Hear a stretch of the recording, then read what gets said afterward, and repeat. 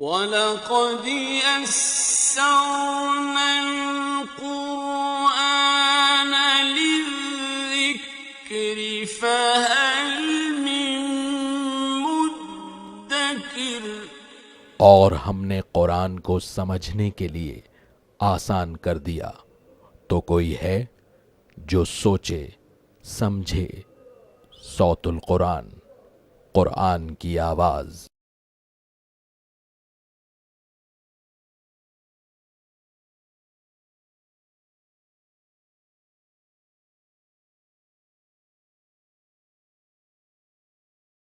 نحمده ونصلي على رسوله الكريم اما بعد فاعوذ بالله من الشيطان الرجيم بسم الله الرحمن الرحيم يا ايها الذين آمنوا لا تحرموا طيبات ما احل الله لكم ولا تعتدوا ان الله لا يحب المعتدين صدق اللہ العظیم۔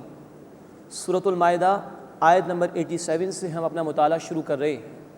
اب اس سورہ مبارکہ میں 3 رکوع آ رہے ہیں جس میں شریعت کے احکامات کا بیان انشاءاللہ ہمارے سامنے آئے گا۔ فرمایا کہ یا ایھا الذین آمنو، اے وہ لوگو جو ایمان لائے ہو، لا تحرموا طیبات ما احل اللہ لکم، پاکیزہ چیزیں جو اللہ نے تمہارے لیے حلال قرار دی ہیں انہیں حرام نہ کرو، ولا تعتدوا، اور حد سے تجاوز نہ کرو، ان اللہ لا يحب المعتدین، بے شک اللہ تعالیٰ حد سے بڑھ جانے والوں کو پسند نہیں فرماتا۔ اب یہاں حکم یہ دیا جا رہا ہے کہ جو چیزیں اللہ تعالیٰ نے حلال قرار دی ہیں انہیں حرام نہ ٹھہراؤ۔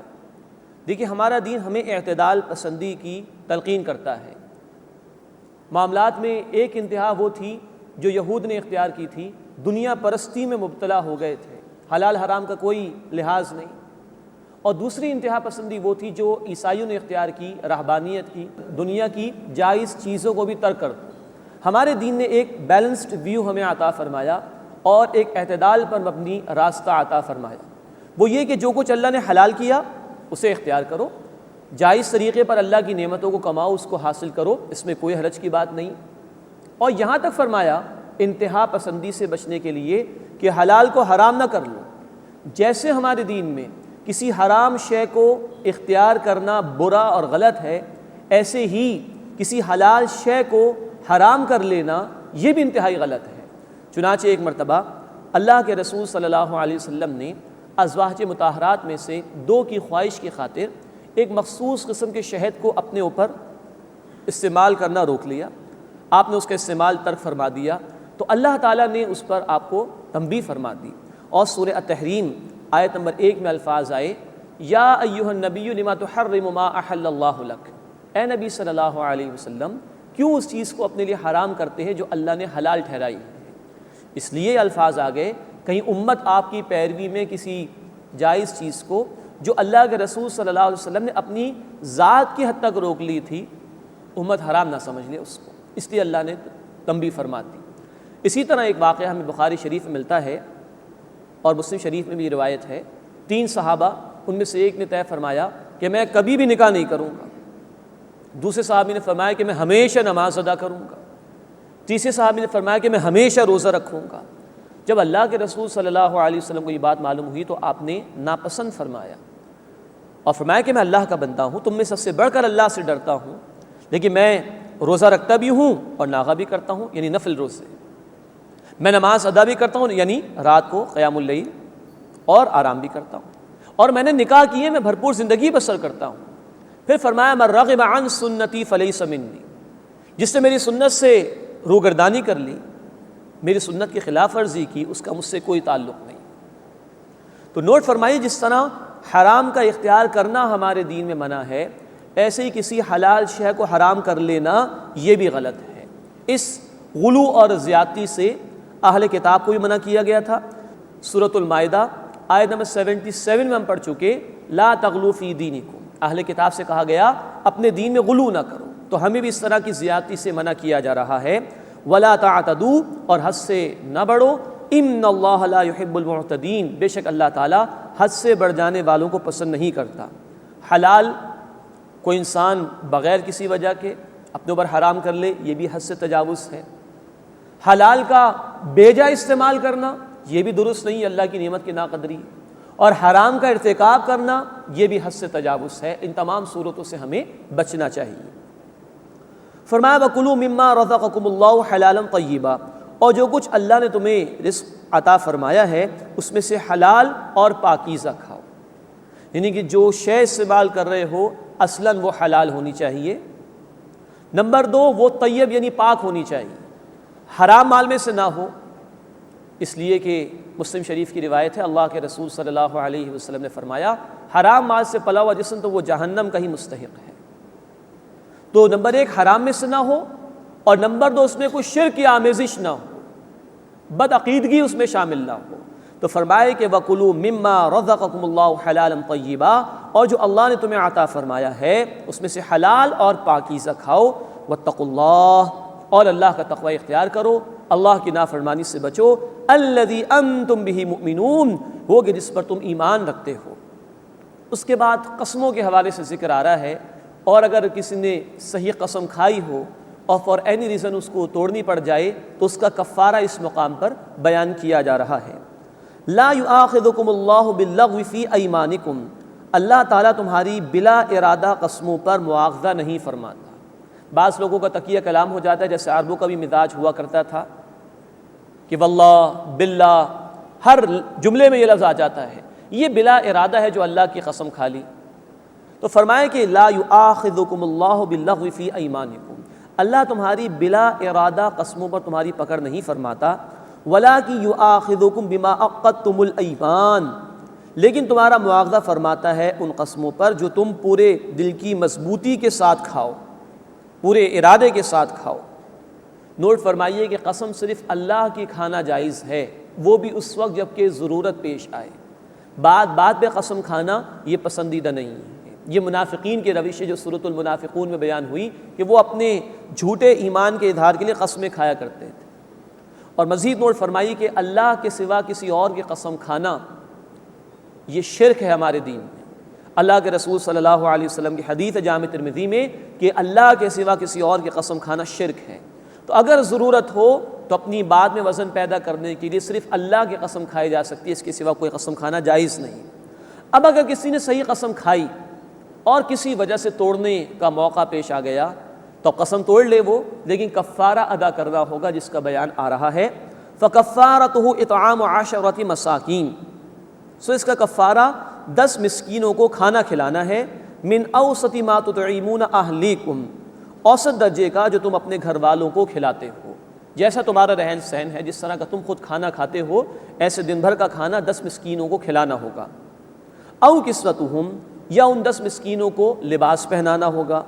او تحریر رقبہ، یا ایک گردن کو آزاد کرانا ہوگا. تو یہ 3 صورتیں ہیں قسم اگر توڑ دی اس کا کفارہ ادا کرنے کی. 10 مسکینوں کو کھانا کھلانا جیسے گھر والوں کو کھلاتے ہو، یا 10 مسکینوں کو لباس پہنانا، یا غلام کو آزاد کرنا.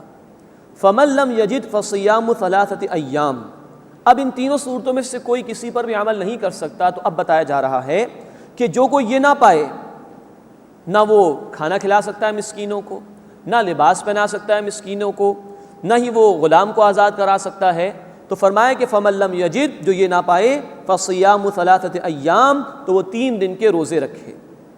ذالک کفارۃ ایمانکم، یہ تمہاری قسموں کا کفارہ ہے. اذا حلفتم، جب تم قسم کھا لو. واحفظوا ایمانکم، اور اپنی قسموں کی حفاظت کرو.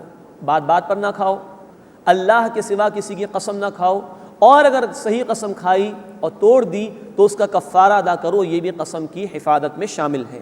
کذالک یبین اللہ لکم آیاتہ، اسی طرح اللہ اپنے احکام بیان فرماتا ہے. لعلکم تشکرون، تاکہ تم شکر ادا کرو. اس کے بعد شراب اور جوئے کے حوالے سے گفتگو آ رہی ہے، اور شراب کے ضمن میں آخری حکم ہے جو بیان ہو رہا ہے. یا ایھا الذین آمنوا، اے وہ لوگوں جو ایمان لائے ہو، انما الخمر والمیسر والانصاب والازلام، یقینا شراب اور جوا اور بت اور فال کے تیر جوا کھیلنے کے لیے جو استعمال کیا کرتے تھے، رجس من عمل الشیطان، یہ شیطان کے عمل میں سے گندگی ہیں. فاجتنبوا، بس ان سے بچو. لعلکم تفلحون، تاکہ تم فلاح یعنی اصل کامیابی حاصل کر سکو. انما یرید الشیطان، یقیناً شیطان چاہتا ہے، ان یوقع بینکم العداوۃ والبغضاء، کہ تمہارے درمیان دشمنی اور بغض پیدا ہو جائے، فی الخمر والمیسر، شراب اور جوئے کی وجہ سے، ویصدکم عن ذکر اللہ وعن الصلاۃ، اور وہ تمہیں روکنا چاہتا ہے اللہ کی یاد سے اور نماز سے، فہل انتم منتہون، بس کیا تم باز آتے ہو کہ نہیں؟ یہ ہے جو فائنل حکم اللہ کی طرف سے آیا۔ نوٹ فرمائیے، ہم نے پڑھا تھا سورۃ البقرہ آیت نمبر 219، شراب اور جوئے میں نفع کم ہے، نقصان زیادہ ہے۔ پھر دوسرا حکم ہم نے پڑھا تھا سورۃ النساء آیت نمبر 43، نشے کی حالت میں نماز کے قریب نہ جاؤ۔ یہ تدریجاً گریجولی احکامات آئے تھے۔ ان دو آیات میں فائنل اور آخری حکم آ گیا، فاجتنبوا، بس ان سے باز آ جاؤ، فہل انتم منتہون، بس تم باز آتے ہو کہ نہیں؟ یہ الفاظ ہیں جنہوں نے آ کر قطعی طور پر شراب اور جوئے کو حرام قرار دے دی۔ 4 باتوں کی حرمت اس آیت میں آ رہی ہے۔ آیت نمبر 90 میں شراب، جوا، بت اور فال کے تیر، یعنی کہ گوشت کی تقسیم کیا کرتے تھے، کچھ اللہ کے نام کا، کچھ بتوں کے نام کا، تو فال ڈال دیا، تیروں پر کچھ لکھ کے ڈال دیا۔ کوئی عمل کرنا ہے، ارادہ کیا کسی کام کا کروں کہ نہ کروں، تو ایک تیر پہ لکھ کے ڈال دیا کہ اللہ نے اس کا حکم دیا، ایک پر لکھ کے ڈال دیا کہ اللہ نے حکم نہیں دیا، جو نکلا اس پر عمل کر لیا۔ یا کبھی جوئے کے لیے بھی یہ تیر استعمال کرتے تھے اور دوسروں کا مال ہڑپ کر جایا کرتے تھے۔ ان سب کی نفی فرما دی گئی۔ اب نوٹ فرمائیے کہ جوئے اور شراب کے متعلق قرآن کہہ رہا ہے یہ شیطان کے گندے اعمال میں سے ہے، ان سے بچو تاکہ تم فلاح یعنی اصل کامیابی حاصل کر سکو۔ پھر ان کے نقصانات بیان کیے۔ شیطان چاہتا ہے کہ ان کے ذریعے سے تمہارے درمیان دشمنی اور بغض پیدا ہو جائے۔ شراب پی کر انسان مست ہو جاتا ہے، اول فول بھی بکتا ہے اور فساد بھی مچاتا ہے۔ جوئے میں کوئی مال ہار گیا، وہ بھی فساد مچاتا ہے، جھگڑا کرتا ہے۔ تو شیطان چاہتا ہے کہ شراب اور جوئے کے ذریعے سے تمہارے درمیان بغض اور عداوت پیدا ہو جائے۔ یہ دنیا کا نقصان ہے، یہ مادی نقصان۔ اس سے بڑھ کر روحانی نقصان کیا ہے؟ وہ چاہتا ہے کہ اللہ کے ذکر اور نماز سے تمہیں روک دے۔ فہل انتم منتہون، بس تم باز آتے ہو کہ نہیں؟ اتنا سب کچھ اللہ نے بیان کیا۔ اب ہمارے معاشرے میں کچھ لوگ ہیں جو کہتے ہیں کہ شراب حرام تو نہیں، قرآن میں شراب کے لیے حرام کا لفظ تو نہیں آیا۔ تو نوٹ فرمائیے، کسی چیز کی ممانعت کے لیے، پروہیبیشن کے لیے حرام کا لفظ آنا ہی ضروری نہیں۔ نوٹ فرمائیے اس چیز کو۔ چنانچہ قرآن حکیم میں سورہ النحل آیت نمبر 90 میں اللہ نے فرمایا وَيَنْهَى عَنِ الْفَحْشَاءِ وَالْمُنْكَرِ، اللہ فحش اور منکرات سے منع فرماتا ہے۔ اب بے حیائی جائز تو نہیں، بے حیائی منع ہے، حرام ہے، لیکن حرام کا لفظ تو نہیں آ رہا وہاں پر، نہیں کا لفظ آ رہا ہے منع کرنے کی۔ تو اللہ نے مختلف الفاظ استعمال کیے ہیں۔ پھر اس مقام پر دیکھیے، جو لوگ کہتے ہیں کہ لفظ حرام موجود نہیں ہے، ذرا وہ غور کریں، شیطان کے گندے اعمال میں سے ہے، بچو ان سے تاکہ کامیابی ملے۔ شیطان دشمنی پیدا کرنا چاہتا ہے، ذکر اور نماز سے روکنا چاہتا ہے، باز آتے ہو کہ نہیں؟ کیا یہ الفاظ ایمان لانے والوں کو ہلا دینے کے لیے کافی نہیں؟ تو یہ واقعتاً ان آیات نے آ کے فائنل حکم دے دیا کہ اب یہ بالکل حرام ہے۔ بعض لوگ یہ بھی کہتے ہیں کہ تھوڑی سی شراب پی لی جس سے انسان مدہوش نہ ہو وہ جائز ہے، یہ بات بھی غلط ہے۔ جامع ترمذی میں اللہ کے رسول صلی اللہ علیہ وسلم کی حدیث ہے، ہر نشہ آور شے حرام ہے، اور جس چیز کی کثیر مقدار سے، زیادہ کوانٹٹی سے نشہ آتا ہو، اس کی قلیل یعنی تھوڑی کوانٹٹی بھی حرام ہے، منع ہے۔ تو چاہے کم یا زیادہ حرام، قطعاً حرام ہے، ہر نشہ آور شے حرام ہے۔ یہ جامع ترمذی میں اللہ کے رسول صلی اللہ علیہ وسلم کے الفاظ ہیں۔ تو فرمایا کہ یا ایھا الذین آمنوا، اے وہ لوگ جو ایمان لائے ہو، انما الخمر والمیسر والانصاب والازلام، یقینا شراب اور جوا اور بت اور فال کے تیر، رجس من عمل الشیطان، شیطان کے عمل میں سے گندگی ہیں، فاجتنبوا، ان سے بچو، لعلکم تفلحون، تاکہ تم فلاح پا سکو۔ انما یرید الشیطان، بے شک شیطان چاہتا ہے، ان یوقع بینکم العداوۃ والبغضاء فی الخمر والمیسر، کہ تمہارے درمیان دشمنی اور بغض پیدا کر دے شراب اور جوئے کے ذریعے سے، ویصدکم عن ذکر اللہ وعن الصلاۃ، اور تمہیں روکے اللہ کے ذکر سے اور نماز سے۔ فہل انتم منتہون، بس کیا تم باز آتے ہو کہ نہیں؟ حضرت عمر رضی اللہ تعالیٰ عنہ فرماتے ہیں، جامع ترمذی کی حدیث میں تفصیل ہے، جب یہ آیت آئی تو ہم نے کہا انتہائی نہ ہم باز آ گئے، جس کے ہاتھ میں جام تھا اس نے وہیں توڑ دیا، جس کے گھر میں اسٹاک تھا اس نے وہیں بہا دیا۔ اور لکھنے والوں نے لکھا کہ اس طرح شراب مدینے کی گلیوں میں بہی ہے گویا کہ بہت تیز بارش اس دن مدینے کی گلیوں میں ہو گئی۔ یہ ہے تبدیلی جو محمد الرسول اللہ صلی اللہ علیہ وسلم نے برپا فرمائی۔ یہ وہ لوگ تھے جن کی صبح دوپہر شام رات کی شراب الگ تھی۔ گراس روٹ لیول سے اللہ کے رسول نے تبدیلی برپا فرمائی ہے صلی اللہ علیہ وسلم۔ پہلے دلوں کی دنیا کو بدلا۔ مکے کی زندگی میں ایمان کی محنت، دلوں میں اللہ کی محبت پیدا ہو رہی، آخرت کی جواب دہی کا احساس پیدا ہو رہا ہے، اور اب حکم آ رہا ہے باز آتے ہو کہ نہیں؟ کہا باز آتے۔ جس طرح ہمارے چین اسموکرز ہوتے ہیں، یہ گویا چین ڈرنکرز تھے، صبح دوپہر شام رات شراب ہی شراب ہے، لیکن اللہ کا حکم آیا ترک کر دیا انہوں نے۔ یہ ہے ڈیوائن میتھڈالوجی، اللہ کی طرف سے عطا کردہ طریقہ کار کہ دلوں کی دنیا بدلو، ایمان دلوں میں پیدا کرو، آپ سے آپ تبدیلی آ جائے گی۔ ایک کوشش انسانوں نے کی 20ویں صدی کے آغاز میں، امریکہ میں بھی اور برطانیہ میں بھی کوشش کی گئی کہ قانون کے ذریعے سے شراب کو حرام قرار دیا جائے۔ چند ہی سالوں میں قوم کھڑی ہو گئی کہ صاحب ہم سے تو نہیں چھوٹتی، اور وہ قانون دوبارہ واپس لے لیا گیا۔ یہ ہے انسانی قانون جو انسانوں کی خواہشات پہ بدل بھی جاتا ہے، تبدیل بھی ہو جاتا ہے، اور ایک ہے الہی قانون ڈیوائن لا جس میں کوئی تبدیلی نہیں ہو سکتی۔ اصل تبدیلی انسانیت میں اگر آئے گی تو الہی تعلیمات کے ذریعے سے۔ اللہ ہمیں بھی اپنی آیات کا فہم عطا فرمائے، اپنی کتاب پر یقین عطا فرمائے، اور اس کے تقاضوں پر عمل کرنے کی توفیق عطا فرمائے۔ اسی میں نجات ہے، اسی سے معاشرے میں بہتری ہو سکتی ہے، اسی سے معاشرے میں ریولوشن آئے گا اور اصلاح ہو سکے گی۔ وَأَطِیعُوا اللَّهَ وَأَطِیعُوا الرَّسُولَ، اور اطاعت کرو اللہ کی اور اطاعت کرو رسول صلی اللہ علیہ وسلم کی۔ وَاحْذَرُوا، اور چوکنے رہو۔ فَإِن تَوَلَّيْتُمْ، پھر اگر تم پھر جاؤ گے، فَاعْلَمُوا، تو جان لو، انما علی رسولنا البلاغ المبین، کہ ہمارے رسول صلی اللہ علیہ وسلم کے ذمے تو واضح طور پر پیغام کا پہنچا دینا ہی ہے۔ اس کے بعد قرآن حکیم کے فلسفہ و حکمت کے حوالے سے بڑی اہم آیت کا بیان آ رہا ہے۔ فرمایا لیس علی الذین آمنوا وعملوا الصالحات جناح، وہ لوگ جو ایمان لائے اور جنہوں نے نیک اعمال کیے ان پر کوئی گناہ نہیں، فیما طعموا، اس کے بارے میں جو وہ کھا چکے، اذا متقوا وآمنوا وعملوا الصالحات، جبکہ انہوں نے تقوی اختیار کیا اور وہ ایمان لائے اور انہوں نے نیک اعمال کیے۔ ثم اتقوا وآمنوا، پھر انہوں نے تقوی اختیار کیا اور وہ ایمان لائے۔ ثم اتقوا واحسنوا، پھر انہوں نے تقوی اختیار کیا اور انہوں نے احسان کا رویہ اختیار کیا۔ واللہ یحب المحسنین، اور اللہ احسان کرنے والوں کو پسند کرتا ہے۔ پہلی بات اس آیت کے تحت یہ نوٹ فرمائیے، شراب کی حرمت کا آخری حکم آیا سورۃ المائدہ آیت نمبر 90 اور 91 میں۔ اس سے پہلے مسلمانوں میں سے کچھ لوگ شراب پی رہے تھے۔ کچھ لوگوں نے اس شبے کا اظہار کیا کہ ہم جو شراب پی رہے تھے تو بہت بڑا جرم ہو گیا، ہم سے گناہ ہو گیا۔ تو انہیں کہا جا رہا ہے کہ اگر ایمان لائے ہو، نیک اعمال کر رہے ہو، تو جو پہلے ہو چکا اس کے بارے میں کوئی حرج نہیں۔ جب تک کسی چیز کا آخری اور حتمی حکم نہیں آیا، اس سے پہلے تک اگر کوئی کام ہو گیا تو اس پر اللہ کے ہاں پکڑ نہیں ہوگی۔ ہاں آخری حکم آ جائے، اس کے بعد بھی نافرمانی ہو تو پھر اللہ تعالیٰ کے ہاں پکڑ ہوگی۔ تو یہ تو صحابہ کرام رضی اللہ تعالیٰ عنہ اجمعین کو تسلی دے دی گئی۔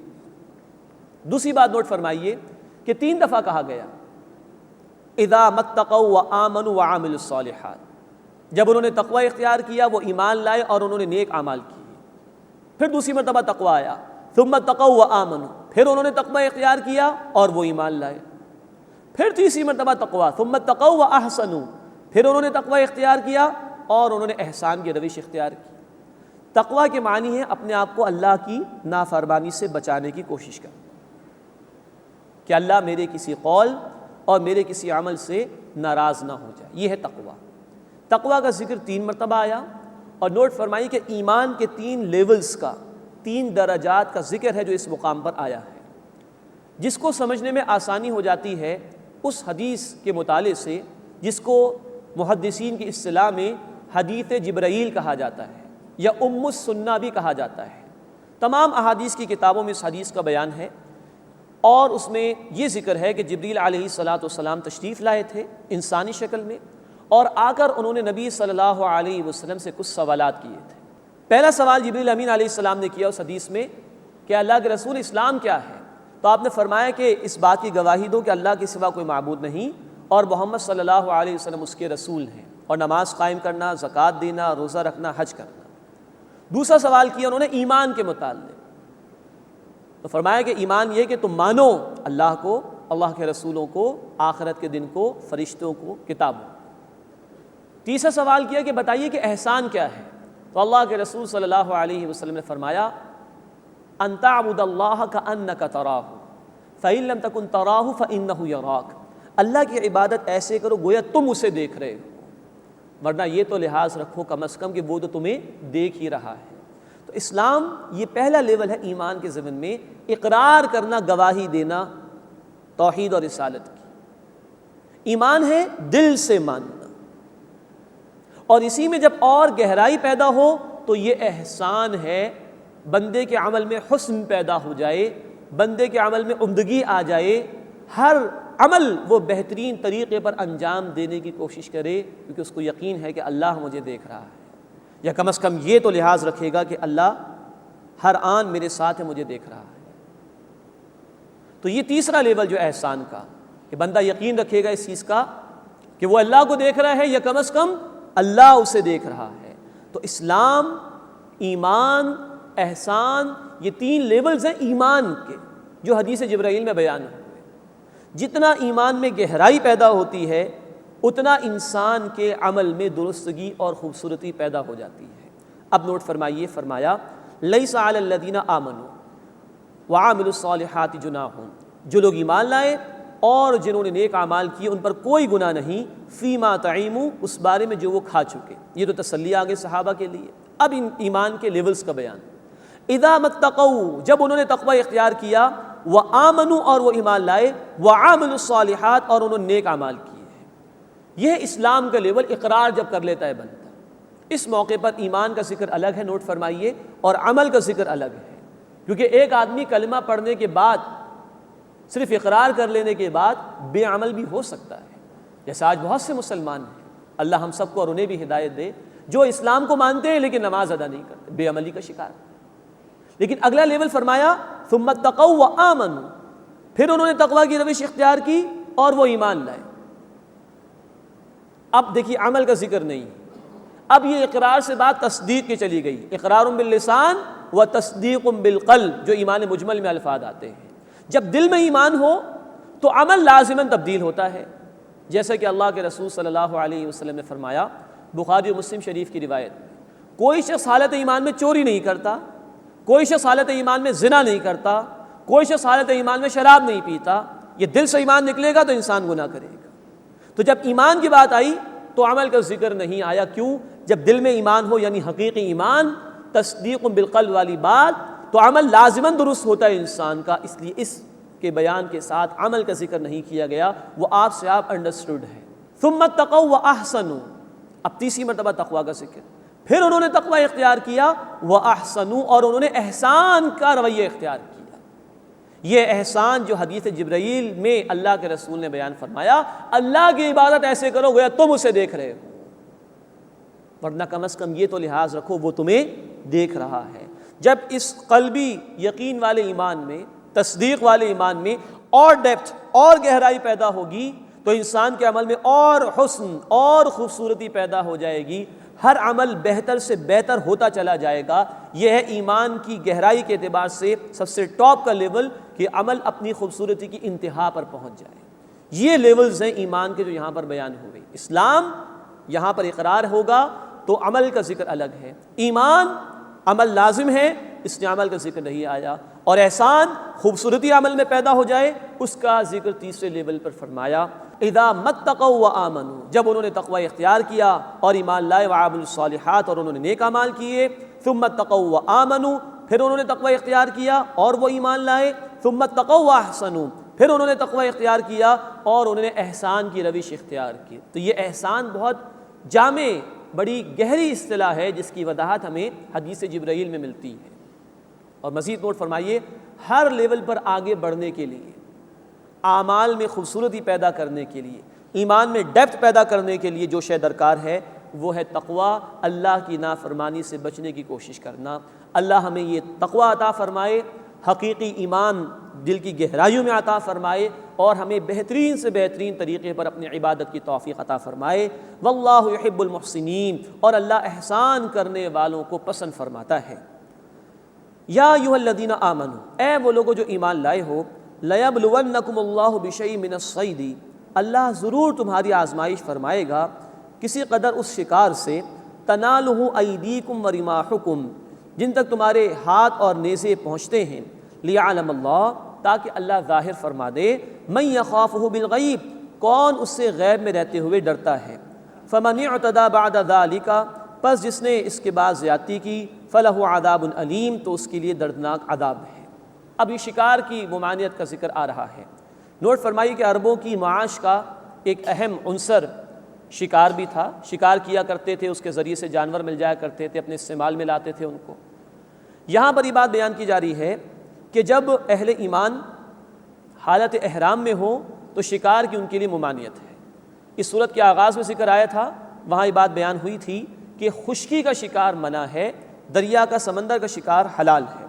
تو فرمایا کہ اللہ تعالیٰ ضرور تمہاری آزمائش فرمائے گا اس شکار سے کہ جن تک تمہارے ہاتھ اور تمہارے نیزے پہنچتے ہیں۔ یہ معاملہ صحابہ کرام رضی اللہ تعالیٰ عنہ مجمعین کے ساتھ پیش آیا تھا صلح حدیبیہ کے موقع پر بھی۔ سن 6 ہجری میں حدیبیہ کے مقام پر روک دیے گئے تھے، حالت احرام میں تھے، اب جانور گزرنے سامنے سے، لیکن پابندی بہرحال برقرار تھی۔ ہاں، اس حالت میں خشکی کا جانور تو منع ہے، لیکن وہ جانور جو نقصان پہنچانے والے ہوں، تکلیف پہنچانے والے ہوں، موذی جانور جنہیں کہا جاتا ہے، ان کو مارا جا سکتا ہے تکلیف سے بچنے کے لیے۔ مسلم شریف کی روایت میں اللہ کے رسول صلی اللہ علیہ وسلم نے وضاحت فرمائی ہے کہ کوا اور چیل، بچھو اور چوہا اور کتا یہ تکلیف پہنچا سکتے ہیں انسان کو، تو ان کو مارنے کی اجازت ہے، ادروائز حالت احرام میں خشکی کا شکار منع کیا گیا ہے۔ فرمایا کہ یا ایھا الذین آمنوا، اے وہ لوگوں جو ایمان لائے ہو، لا تقتلوا الصید وانتم حرم، مت مارو شکار کو جبکہ تم حالت احرام میں ہو۔ ومن قتلہ منکم متعمدا، اور جو کوئی تم میں سے اس کو جان بوجھ کے مارے گا، فجزاء مثل ما قتل من النعم، تو جیسا جانور مارا ویسا ہی کفارہ ہوگا مویشیوں میں سے، جس سائز کا جانور، بکری ماری تو بکری ہی کفارے کے طور پر اس کو دینی ہوگی۔ یحکم بہ ذوی عدل منکم، جس کا تم میں سے 2 معتبر افراد فیصلہ کریں گے کہ ہاں یہ ہے کفارہ۔ حدیا بالغ الکعبہ، یہ قربانی ہوگی کعبے تک پہنچائے جانے والی، وہاں جا کے اس کو ذبح کیا جائے گا۔ او کفارۃ طعام مساکین، یا اس کا کفارہ ہے کھانا چند محتاجوں کا۔ اس کی تشریح بیان کی گئی ہے مفسرین کے ہاں کہ وہ جو جانور جو کہ پیش کرنا ہے فدیے کے طور پر، کفارے کے طور پر، اس جانور کی مالیت کا اندازہ لگا کر وہ رقم محتاجوں میں کھانے کے طور پر تقسیم ہوگی۔ او عدل ذلک الصیام، یا اس کا بدلہ ہے روزہ رکھنا۔ اس کی تشریح مفسرین نے یہ بیان کی ہے کہ اس جانور کی مالیت دیکھی جائے گی، اس مالیت کے اعتبار سے دیکھا جائے گا کہ صدقہ فطر کے برابر کتنے حصے بنیں گے، اور اس کے اعتبار سے روزے رکھنے ہوں گے اگر کسی کے پاس مال موجود نہیں۔ جیسے ہم جانتے کہ ایک روزے کا فدیہ صدقہ فطر کے برابر ہے، تو اس جانور کی جتنی قیمت بنے گی دیکھا جائے گا کتنے صدقہ فطر کے حصے اس میں بن سکتے ہیں، اتنے روزے فدیے کے طور پر رکھنے ہوں گے۔ لیذوق وبال امرہ، تاکہ وہ اپنے کیے کی سزا چکھے۔ عفا اللہ عما سلف، اللہ نے معاف فرما دیا جو پہلے ہو چکا۔ ومن عاد، اور جو کوئی پھر یہ کرے گا، فینتقم اللہ من، تو اللہ اس سے بدلہ لے گا۔ واللہ عزیز ذو انتقام، اور اللہ غالب ہے، بدلہ لینے والا ہے۔ احل لکم صید البحر وطعامہ، تمہارے لیے حلال کیا گیا ہے سمندر کا شکار اور اس کا کھانا۔ یہاں وضاحت ہو گئی کہ حالت احرام میں جس جانور کا شکار منع ہے وہ خشکی کا جانور ہے، سمندر یا دریا کا جانور اس کا شکار کرنا جائز ہے۔ احل لکم صید البحر وطعامہ، تمہارے لیے حلال کیا گیا ہے دریا کا شکار اور اس کا کھانا۔ متاعا لکم وللسیارہ، تمہارے فائدے کے لیے ہے اور مسافروں کے لیے۔ مزید نوٹ فرمائی کہ آج کے دور میں جو ایکسپلوژن ہوا ہے سی فوڈ کا، اور اتنا بڑا ذخیرہ اللہ کی نعمتوں کا انسانوں کو میسر آ سکا، یہ اللہ تعالیٰ کی بہت بڑی نعمت ہے۔ وحرم علیکم صید البر ما دمتم حرما، اور تم پر خشکی کا شکار حرام کیا گیا ہے جب تک کہ تم حالت احرام میں ہو۔ واتقوا اللہ الذی الیہ تحشرون، اور اس اللہ کا تقوی اختیار کرو جس کی طرف تم جمع کیے جاؤ گے۔ جعل اللہ الکعبۃ البیت الحرام، اللہ نے کعبے کو احترام والا گھر بنایا ہے۔ بیت الحرام، حرام گھر سے مراد یہ ہے کہ اس کا تقدس برقرار رکھنا ہمارے لیے لازم ہے اور اس کی بے حرمتی کرنا حرام ہے۔ دین میں حرام کا لفظ دو اعتبارات سے استعمال ہوتا ہے۔ بیت الحرام محترم گھر، اس گھر کا تقدس پامال کرنا حرام ہے، اور جب کہا جائے کہ شراب حرام ہے، جوا حرام ہے، تو یہ پروہیبیشن کے معنی میں ہے کہ شراب کی ممانعت کی گئی ہے، جوئے کی ممانعت کی گئی ہے۔ یہاں تقدس کے معنی میں ہے۔ جعل اللہ الکعبۃ البیت الحرام، اللہ نے کعبے کو احترام والا گھر بنایا ہے، قیاما للناس، لوگوں کی بقا کا ذریعہ۔ پہلے بیان ہوا کہ خشکی کے جانور شکار مت کرو حالت احرام میں۔ حالت احرام میں بندہ کعبے کی طرف جاتا ہے تو پہلے جانوروں کے حوالے سے ذکر آیا کہ حرم کی حدود میں تو جانوروں کو بھی امن مل جاتا ہے۔ اب یہ بیان ہو رہا ہے کہ یہ انسانوں کے لیے بھی امن کا ذریعہ ہے۔ چنانچہ زمانہ جاہلیت میں بھی اپنے دشمنوں کو لوگ ہاتھ نہیں لگاتے تھے حرم کی حدود میں، اپنے والد کے قاتل کو بھی ہاتھ نہیں لگاتے تھے حرم کی حدود میں۔ مزید فرمایا قیاما للناس، یہ لوگوں کی بقا کا ذریعہ ہے۔ جب تک یہ کعبہ زمین پر ہے کامل طور پر زمین پر تباہی نہیں آ سکتی۔ چنانچہ بخاری شریف کی حدیث ہے کہ قیامت سے پہلے یہ کعبہ بھی اٹھا لیا جائے گا اور اس کے بعد پھر تباہی زمین پر ہوگی۔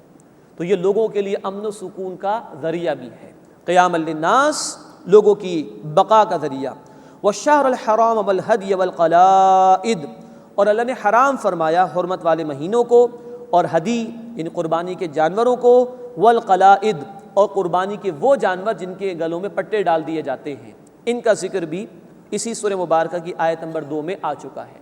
تو محترم مہینوں کی حرمت برقرار رکھنا ضروری، اور ہدی کے جانور اور قلائد یعنی وہ قربانی کے جانور کے جن کے گلوں میں پٹے ڈالے گئے، ان کا تقدس برقرار رکھنا لازم ہے۔ ذالک لتعلموا، یہ اس لیے تاکہ تم جان لو، ان اللہ یعلم ما فی السماوات وما فی الارض، بے شک اللہ جانتا ہے جو کچھ آسمانوں میں ہے اور جو کچھ زمین میں ہے، وان اللہ بکل شیء علیم، اور یہ کہ اللہ تعالیٰ ہر شے کا علم رکھنے والا ہے۔ اعلموا، جان لو، ان اللہ شدید العقاب، بے شک اللہ تعالیٰ سخت سزا دینے والا ہے، وان اللہ غفور الرحیم، اور بے شک اللہ تعالیٰ بہت بخشنے والا مسلسل رحم فرمانے والا ہے۔ اللہ تعالیٰ کی یہ دونوں شانیں بندے کے سامنے رہنی چاہیے کہ اللہ تعالیٰ بخشنے والا رحم فرمانے والا بھی ہے، لیکن ساتھ ہی اللہ تعالیٰ سزا دینے والا بھی ہے۔ اس نے جنت کا بیان بھی قرآن میں دیا ہے، جہنم کا بیان بھی قرآن میں دیا ہے۔ بندہ مومن کا طرز عمل یہ ہے جیسا کہ حدیث میں آیا، الایمان بین الخوف والرجاء، ایمان خوف اور امید کی درمیانی کیفیت کا نام ہے۔ اللہ کی رحمت سے امید بھی ہو اور اللہ کے عذاب کا خوف بھی ہو، یہ ہے صحیح تر طرز عمل۔ فرمایا کہ اعلموا، جان لو، ان اللہ شدید العقاب، بے شک اللہ سخت سزا دینے والا ہے، وان اللہ غفور الرحیم، اور بے شک اللہ بہت بخشنے والا مسلسل رحم فرمانے والا ہے۔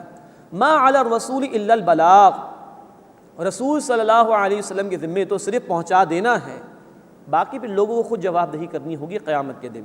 واللہ یعلم ما تبدون، اور اللہ جانتا ہے جو کچھ تم ظاہر کرتے ہو، وما تکتمون، اور جو کچھ تم چھپاتے ہو۔ قل لا یستوی الخبیث والطیب، اے نبی صلی اللہ علیہ وسلم فرما دیجئے برابر نہیں ناپاک اور پاک۔ ولو اعجبک کثرت الخبیث، خواہ تمہیں ناپاک کی کثرت کتنی اچھی لگے۔ یہ ہے اصولی بات جو دین نے بیان فرمائی۔ اللہ کے احکامات کے مان لینے میں ہی خیر ہے۔ ناپاک، حرام کتنا ہی خوشنما لگ رہا ہو، نافرمانی کے کام کتنے ہی اچھے لگ رہے ہوں، وہ کبھی بھی پاک کے برابر، اللہ تعالیٰ کی فرما برداری کے روش کے برابر نہیں ہو سکتے۔ تو جو ناپاک ہے، جو حرام ہے، وہ سراسر اللہ کے غضب کو دعوت دینے والا ہے، اور جو پاک ہے، حلال ہے، اللہ کی فرما برداری پر مبنی ہے، وہ سراسر اللہ رب العزت کی رحمت کو دعوت دینے والا ہے۔ فرمایا قل لا یستوی الخبیث والطیب، اے نبی صلی اللہ علیہ وسلم فرما دیجئے برابر نہیں ناپاک اور پاک۔ ولو اعجبک کثرت الخبیث، خواہ تمہیں ناپاک کی کثرت اچھی ہی لگے۔ فاتقوا اللہ یا اولی الالباب، تو اے عقل والوں اللہ کا تقوی اختیار کرو، اللہ کی نافرمانی سے بچو، لعلکم تفلحون، تاکہ تم فلاح یعنی اصل کامیابی حاصل کر سکو۔ اللہ ہمیں اپنا تقوی اختیار کرنے کی توفیق عطا فرمائے۔ یا ایھا الذین آمنوا، اے وہ لوگوں جو ایمان لائے ہو، لا تسألوا عن اشیاء ان تبد لکم تسؤکم، مت پوچھو ان چیزوں کے متعلق جو تمہارے لیے اگر ظاہر کر دی جائیں تو تمہیں تکلیف پہنچائیں، وَإِن تَسْأَلُوا عَنْهَا، اور اگر تم ان کے متعلق سوال کرو گے، حِينَ يُنَزَّلُ الْقُرْآنُ، جبکہ قرآن نازل کیا جا رہا ہے، تُبْدَ لَكُمْ، تو وہ تم پر ظاہر کر دی جائیں گی، پھر تم پریشانی میں مبتلا ہو جاؤ گے۔ عفا اللہ عنہا، اللہ نے اس سے درگزر فرمایا، واللہ غفور حلیم، اور اللہ بہت بخشنے والا حلم والا ہے، نظر انداز فرما دیتا ہے، بخش دیتا ہے، پوچھ گچھ نہیں فرماتا، پکڑتا نہیں۔ یہ آیت بتا رہی ہے کہ بیجا سوالات نہیں کرنے چاہیے۔ چنانچہ جب وہ آیت نازل ہوئی قرآن حکیم کی، سورہ آل عمران آیت نمبر 97، وَلِلَّهِ عَلَى النَّاسِ حِجُّ الْبَيْتِ مَنِ اسْتَطَاعَ إِلَيْهِ سَبِيلًا، اور لوگوں کے ذمے اللہ کا یہ حق ہے کہ جو اس کے گھر تک پہنچنے کی استطاعت رکھتا ہو وہ اس کا حج کرے۔ اب جامع ترمذی میں تفصیل ہے، ایک صاحب نے سوال کر لیا، اے اللہ کے رسول صلی اللہ علیہ وسلم، کیا ہر سال فرض ہے؟ آپ 2 مرتبہ تک خاموش رہے، تیسری مرتبہ آپ نے سرزنش فرمائی، کہا میں کہہ دیتا ہاں تو ابھی قرآن نازل ہو رہا ہے، ہر سال فرض ہو جاتا۔ تو بیجا سوالات نہیں کرنے چاہیے۔ حدیث مسلم شریف میں اللہ کے رسول صلی اللہ علیہ وسلم نے فرمایا، تم سے پچھلی قومیں کثرت سوال اور اپنے انبیاء سے اختلاف کی وجہ سے ہلاک کی گئی۔ تو بیجا سوالات سے بچنا چاہیے۔ ہاں وہ سوالات درست ہوتے ہیں جن کا تعلق عمل سے ہو، ایمان سے ہو، نجات سے ہو، لیکن وہ سوالات جن کا کوئی عملی پہلو نہ ہو، وہ سوال برائے سوال ہوں، عملی زندگی سے نجات سے کوئی تعلق نہ ہو، اس سے بچنا چاہیے۔ قد سألها قوم من قبلکم، اس کے متعلق ان سے پہلے قوم نے سوال کیا تھا۔ یہ اشارہ یہود کی طرف ہے۔ جب وہ گائے ذبح کرنے کا انہیں حکم دیا گیا تھا، سورۃ البقرہ میں تفصیل آ چکی ہے، تو طرح طرح کے سوالات انہوں نے کر دیے اور فرار اختیار کرنا چاہا تھا اللہ کی اطاعت سے۔ قد سألها قوم من قبلکم، اس کے متعلق تم سے پہلے قوم نے سوال کیا، ثم اصبحوا بها کافرین، پھر وہ اس کے انکار کرنے والے ہو گئے۔ اس کے بعد مشرکین کے کچھ اوہام کا اور بے حقیقت باتوں کا ذکر کیا جا رہا ہے۔ ما جعل اللہ من بحیرۃ ولا سائبۃ ولا وصیلۃ ولا حام، اللہ نے نہیں بنایا نہ کوئی بحیرہ اور نہ کوئی سائبہ اور نہ کوئی وصیلہ اور نہ ہی کوئی حام۔ یہ اصل میں مختلف قسم کے جانوروں کے حوالے سے انہوں نے مشرکانہ عقائد اختیار کر رکھے تھے۔ بخاری شریف میں حضرت سعید بن مسیب رضی اللہ تعالی عنہ اس کی تفسیر کچھ اس طرح بیان کرتے ہیں کہ بحیرہ سے مراد وہ جانور کہ جس کا دودھ استعمال نہیں کرتے تھے اور کہتے تھے کہ ان جانوروں کا دودھ بتوں کی نظر ہے، نہ ہم استعمال کریں گے نہ کوئی اور استعمال کرے گا۔ سائبہ اس جانور کو کہتے تھے کہ جس کو بتوں کی نظر کر دیا کرتے تھے، خود استعمال نہیں کرتے تھے۔ وسیلہ اس اونٹنی کو کہا کرتے تھے کہ جس کے ہاں مادہ بچے پیدا ہو جائیں تو پھر اس کو بھی بتوں کی نظر کر دیا کرتے تھے۔ اور حام اس اونٹ کو کہا کرتے تھے کہ جس کے ہاں بہت سارے بچے پیدا ہو جائیں تو اس سے بھی فائدہ نہیں اٹھاتے تھے اور بتوں کے حوالے کر دیا کرتے تھے۔ یہ اس طرح کی مشرکانہ رسومات انہوں نے اختیار کی تھیں، غلط عقائد انہوں نے اختیار کیے تھے، اللہ تعالیٰ نے اس کی نفی فرمائی۔ اس میں یہ بھی نوٹ کرنے کی بات ہے، حلال حرام کا اختیار اللہ کو حاصل ہے، یا اللہ کے اذن سے اللہ کے رسول صلی اللہ علیہ وسلم کو حاصل ہے۔ اب اگر کوئی شخص اللہ کے مقابلے میں از خود حلال حرام کے فیصلے کر لے تو یہ گویا اللہ کی اتھارٹی کو انکار کرنے کے مترادف ہے، اور اس بات کے مترادف ہے کہ ہم جو چاہیں گے کریں گے، جس طرح چاہیں گے جئیں گے۔ اس وجہ سے اللہ تعالیٰ نے ان کی بھی نفی فرمائی اور ہمیں بھی متنبہ فرمایا کہ جو اللہ نے فرمایا، جو اللہ کے رسول صلی اللہ علیہ وسلم نے دیا، اسی کے مطابق عمل کرو۔ وَلَٰكِنَّ الَّذِينَ كَفَرُوا، لیکن جن لوگوں نے کفر کیا، يَفْتَرُونَ عَلَى اللَّهِ الْكَذِبَ، وہ اللہ پر جھوٹ منسوب کرتے ہیں، وَأَكْثَرُهُمْ لَا يَعْقِلُونَ، اور ان میں سے اکثر عقل نہیں رکھتے۔ وَإِذَا قِيلَ لَهُمْ، اور جب ان سے کہا جاتا ہے، تَعَالَوْا إِلَىٰ مَا أَنزَلَ اللَّهُ، آؤ اس کی طرف جو اللہ نے نازل کیا، وَإِلَى الرَّسُولِ، اور اللہ کے رسول کی طرف، قالوا حسبنا ما وجدنا علیہ آباءنا، تو وہ کہتے ہیں کہ ہمارے لیے تو وہ کافی ہے جس پر ہم نے اپنے باپ دادا کو پایا۔ اولو کان آباؤہم لا یعلمون شیئا ولا یہتدون، چاہے ان کے باپ دادا نہ کچھ جانتے ہوں اور نہ ہدایت یافتہ ہوں، تب بھی ان کی پیروی کریں گے۔ ہر دور میں شرک کے لیے، اللہ کی نافرمانی کے لیے یہی بات لوگوں نے پیش کی، دلیل تو کوئی ہوتی نہیں، بھئی باپ دادا ایسا کرتے تھے ہم بھی ایسا کریں گے۔ یہی آج کل ہمارے معاشرے میں بھی ہے۔ بھائی قرآن یہ کہتا ہے، اللہ کا تقاضا یہ ہے، اللہ کے رسول صلی اللہ علیہ وسلم کی تعلیم یہ ہے، نکاح کے موقع پر یہ تعلیمات ہیں، میت کے موقع پر یہ ہدایات ہیں۔ لوگ کہتے ہیں کہ جی باپ دادا تو کچھ اور کرتے تھے۔ تو یہ وہ روش ہے جو حق کی قبولیت میں رکاوٹ بن جاتی ہے اور انسان گمراہی کی طرف چلا جاتا ہے۔ اللہ میں حق کو قبول کرنے کی توفیق عطا فرمائے، اپنی اور اپنے رسول علیہ الصلوۃ والسلام کی پیروی کرنے کی توفیق عطا فرمائے۔ اور ہاں، یہ جو فرمائے کہ چاہے وہ نہ علم رکھتے ہو نہ ہدایت یافتہ ہوں تب بھی ان کی پیروی کرو گے، یہ تو ہے غلط۔ لیکن اللہ کے نیک بندے، ہمارے اسلاف، اولیاء اللہ، اللہ کے برگزیدہ بندے جو اللہ کے احکامات پر عمل کرنے والے تھے، وہ ہدایت یافتہ تھے، ان کی اگر پیروی کی جائے تو یہ بالکل قرآن و سنت کی پیروی کے مترادف ہوگی۔ لیکن باپ دادا کی ایسی پیروی کہ جو قرآن و سنت کے خلاف جا رہی ہو، اس کی نفی یہاں پر کر دی گئی ہے، اس سے منع کر دیا گیا۔ یا ایھا الذین آمنو، اے وہ لوگوں جو ایمان لائے ہو، علیکم انفسکم، تم پر تمہاری اپنی ذمہ داری ہے، لا یضرکم من ضل اذا اہتدیتم، اگر تم ہدایت پر ہوگے تو جو گمراہ ہوا وہ تمہیں نقصان نہیں پہنچا سکے گا۔ الی اللہ مرجعکم، تم سب کو اللہ کی طرف لوٹ کر جانا ہے۔ فینبئکم بما کنتم تعملون، پھر وہ تمہیں بتا دے گا جو کچھ تم کرتے تھے۔ اس آیت مبارکہ میں اس بات کی طرف اشارہ کیا جا رہا ہے کہ انسان کو دوسروں تک حق بات تو پہنچانی چاہیے۔ اگر دوسرے لوگ قبول نہیں کر رہے تو وہ اپنے جواب دہ خود ہوں گے۔ انسان پر اولاً اصل ذمہ داری اس کی اپنی ذات کی ہے۔ لیکن نوٹ فرمائیے کہ اس آیت سے ہمارے اس دور میں بھی بعض لوگوں نے غلط مفہوم اخذ کر لیا ہے کہ صاحب آپ خود نیک بن جائیے، باقی لوگ جو ہے وہ اگر جہنم کی طرف جا رہے ہیں تو آپ کی کوئی ذمہ داری نہیں، معاذ اللہ۔ یہی غلط فہمی ہو گئی تھی حضرت ابوبکر صدیق رضی اللہ تعالی عنہ کے دور میں، کہ لوگوں نے سمجھا کہ ہماری اپنی ذاتی نیکی کافی ہے، تو وہ کھڑے ہوئے اور انہوں نے خطبہ ارشاد فرمایا اور کہا کہ لوگوں تم اس آیت کا غلط مفہوم سمجھ رہے ہو، بات ایسی نہیں ہے، نیکی کا حکم دینا لازمی ہے، برائی سے منع کرنا لازمی ہے۔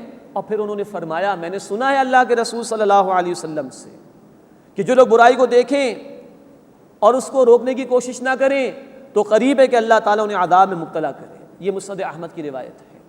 تو انہوں نے نفی فرمائی لوگوں کی غلط فہمی کی اور کہا کہ نہیں، دوسروں تک بھی دین کی دعوت پہنچانی ہے، دوسروں کو نیکی کی دعوت دینی ہے، اس کے بعد اگر کوئی بات نہیں مانتا، حق کی طرف نہیں آتا تو اس کی ذمہ داری تم پر نہیں ہوگی۔